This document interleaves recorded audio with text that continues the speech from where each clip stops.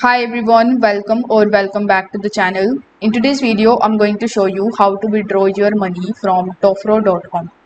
For that, first of all, you will have to come on tofro.com.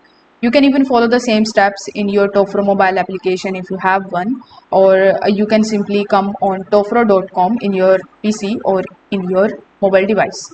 Now over here, you need to simply log in into your account and then click on the assets tab in the top.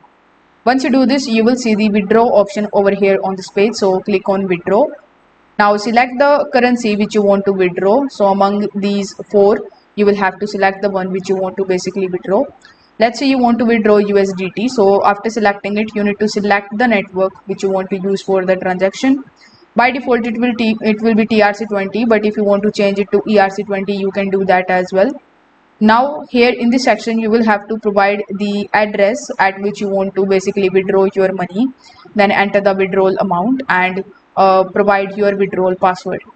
After filling these details, you will have to simply click on this confirm withdrawal option and your order will be placed, and within just 5 to 10 minutes you are going to withdraw your money from your tofro.com account to your exchange or your wallet. If this video helped you out, consider subscribing to this channel and liking the video. Thanks for watching.